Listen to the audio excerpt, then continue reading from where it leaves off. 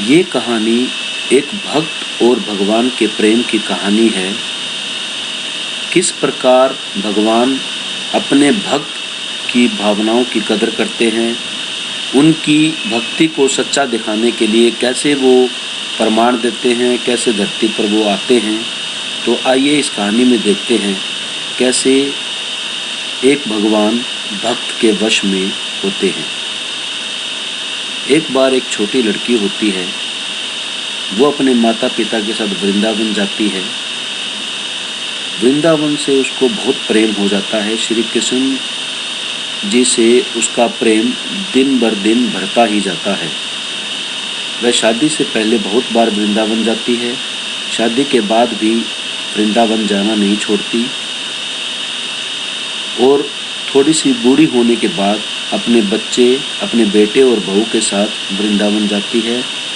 वो वृंदावन जाना उसने नहीं छोड़ा। लेकिन थोड़ी वृद्धावस्था आने के बाद जब शरीर ने साथ देना छोड़ दिया, तब उसने ठाना कि मैं अब वृंदावन नहीं आऊँगी क्योंकि मेरा शरीर साथ नहीं दे रहा। तो उसने वहाँ से वृंदावन से एक कृष्ण जी की मूर्ति ले ली और उसने यही सोचा कि मैं अब इसी मूर्ति की सेवा मेरे घर पर करूँगी, मैं वृंदावन नहीं आ सकूँगी। तो वह कृष्ण जी की मूर्ति अपने घर ले आती है और कृष्ण जी की सेवा ऐसे करती है जैसे एक बच्चे की सेवा की जाती है। उसको नहलाना, खिलाना, पिलाना, सुलाना, लोरी सुनाना, हर काम उसके एक जो बच्चे के काम किए जाते हैं उस बच्चे की तरह सारे कृष्ण जी के काम करती है।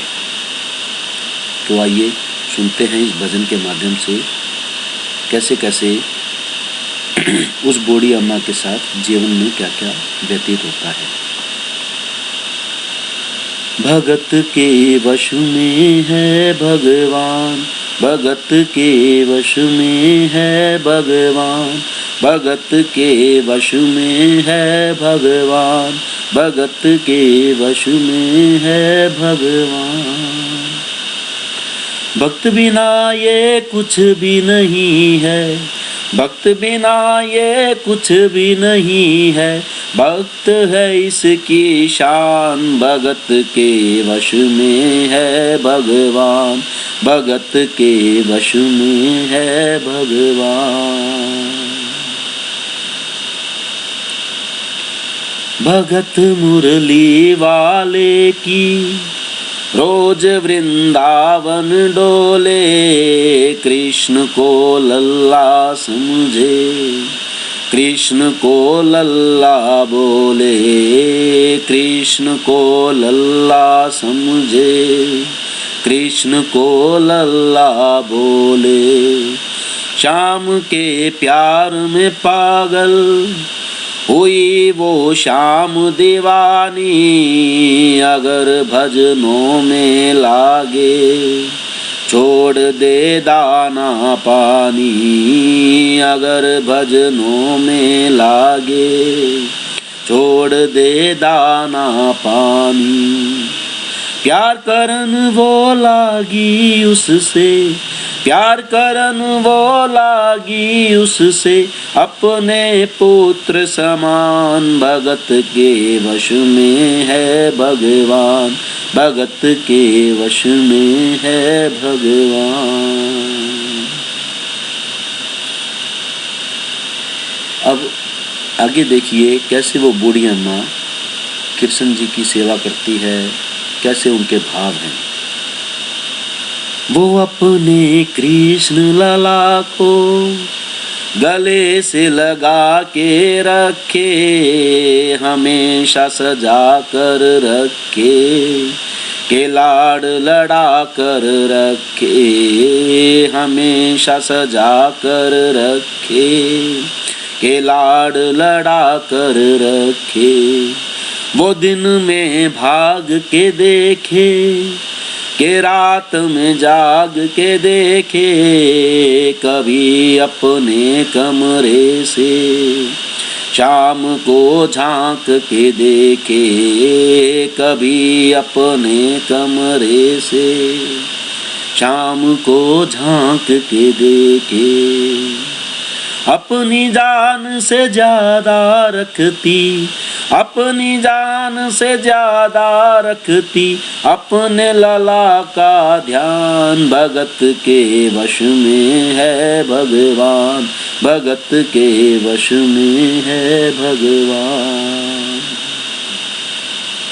भक्त बिना ये कुछ भी नहीं है, भक्त बिना ये कुछ भी नहीं है, भक्त है इसकी शान। भगत के वश में है भगवान, भगत के वश में है भगवान।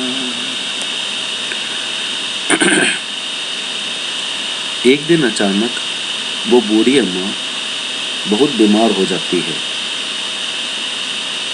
वो जैसे रोज अपने कृष्ण जी की सेवा करती है, वो बीमार होने के बाद उसमें इतनी हिम्मत नहीं रहती कि वो अपने अब कृष्ण जी की मूर्ति की वैसी सेवा कर सके।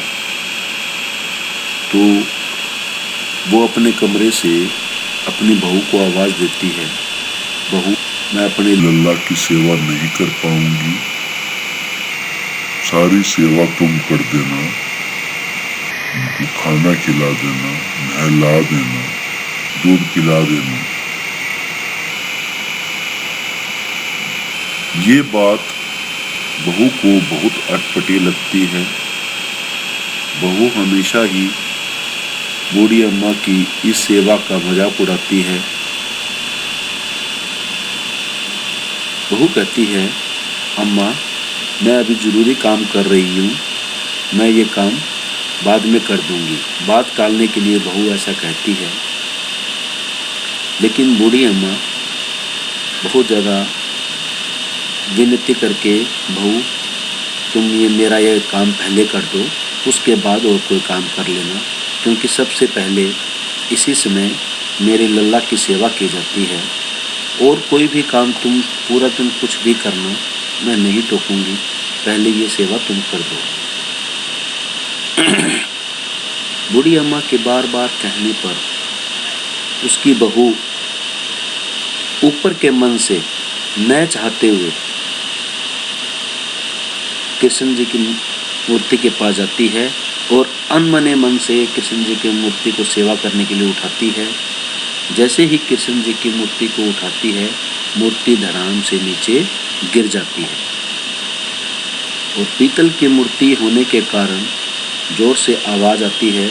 वो आवाज़ बूढ़ी अम्मा को सुन जाती है, और बूढ़ी अम्मा वहीं से कहती है, अरे बेटा क्या हुआ, क्या हुआ, कहीं मेरा लल्ला गिर तो नहीं गया, कहीं मेरे लल्ला को चोट तो नहीं आई।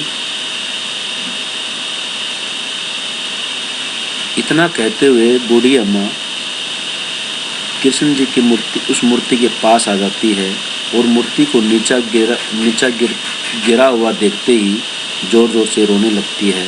हाय मेरा लाल गिर गया, मेरे लाल को बहुत ज़्यादा चोट लगी है, मेरे लाल को बहुत ज़्यादा चोट लगी है, इसका इलाज करवाओ, किसी डॉक्टर को बुलाओ। बहू कहती है, माँ जी ये पीतल की मूर्ति है, इसके लिए किसी डॉक्टर को कैसे बुलाएं।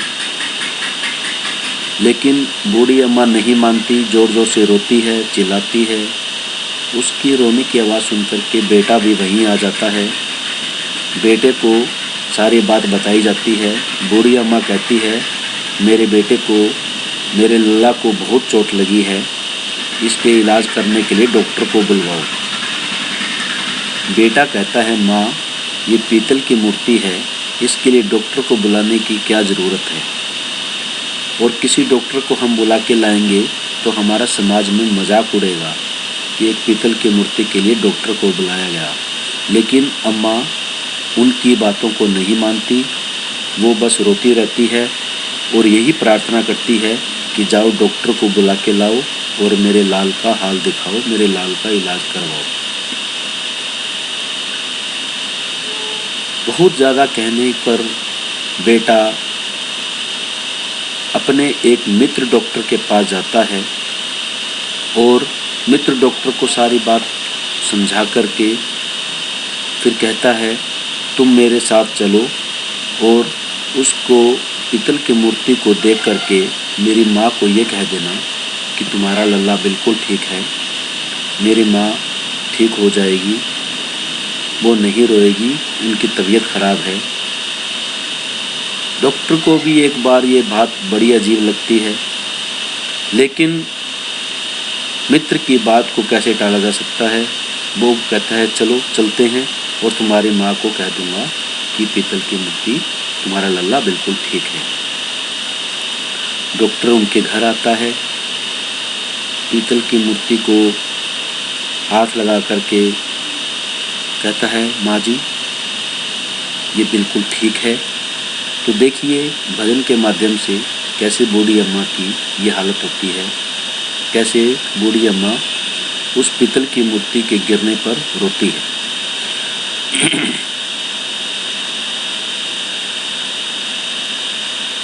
वो लल्ला लल्ला पुकारे, आए क्या जुल्म हुआ रे, बुढ़ापा बिगड़ गया जी, लाल मेरा कैसे गिरा रे, बुढ़ापा बिगड़ गया जी, लाल मेरा कैसे गिरा रे।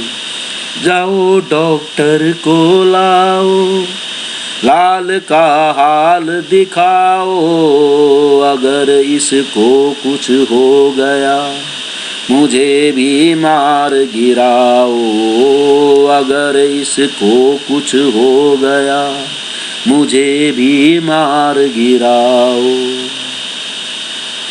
रोते रोते पागल हो गई, रोते रोते पागल हो गई, घर वाले परेशान, भगत के वश में है भगवान, भगत के वश में है भगवान।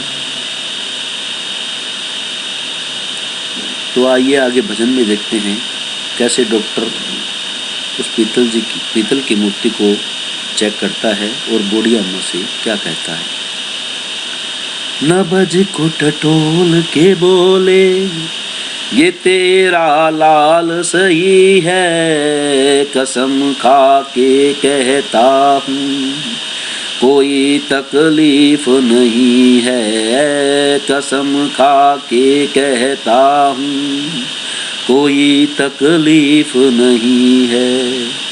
वो माथा देख के बोले, ये तेरा लाल सही है, माई चिंता मत करियो कोई तकलीफ नहीं है, माई चिंता मत करियो कोई तकलीफ नहीं है। डॉक्टर बार बार अम्मा को कहता है कि तुम्हारा लल्ला बिल्कुल ठीक है, लेकिन अम्मा नहीं मानती और वो डॉक्टर को बोलती है एक बार तुम्हारी उस मशीन से चेक करो जो तुम कान में लगा करके किसी रोगी या पेशेंट के हृदय पर लगाते हो, उससे एक बार चेक करो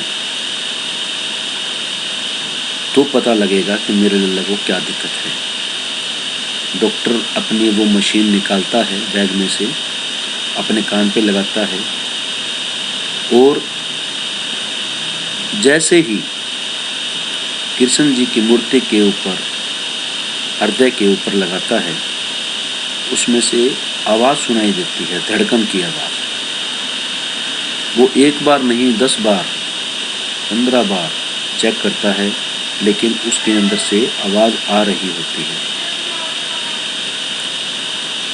तो यह देख करके डॉक्टर बड़ा चकित होता है।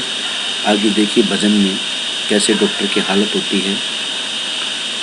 जो ही सीने से लगाया, पसीना जम कर आया, उसने कई बार लगाया और डॉक्टर चकराया, उसने कई बार लगाया और डॉक्टर चकराया। धड़क रहा सीना लल्ला धड़क रहा सीना लल्ला का, मूर्ति में थे प्राण भगत के वश में है भगवान, भगत के वश में है भगवान। पीतल की मूर्ति में धड़कन की आवाज़ सुनकर के डॉक्टर बहुत आश्चर्यचकित होता है और अपना सारा सामान वहीं छोड़ करके घर से निकलने लगता है। तो बूढ़ी अम्मा आवाज़ देती है, अरे बेटा क्या हुआ, तुम्हारा सामान तो लेते जाओ। डॉक्टर बोलता है अम्मा को, नहीं अम्मा, ये सामान मेरे अब किसी काम का नहीं। तुम्हारे लल्ला ने मुझको समझा दिया है कि साइंस भी भाव के आगे फेल है। मैं वहीं जा रहा हूँ जहाँ से तुम अपने लल्ला को लाई थी। मैं वृंदावन जा रहा हूँ। अब से मेरा पूरा जीवन इन्हीं की भक्ति में गुजरेगा। तो आगे देखिए भजन में किस प्रकार डॉक्टर बूढ़ी अम्मा को बताता है।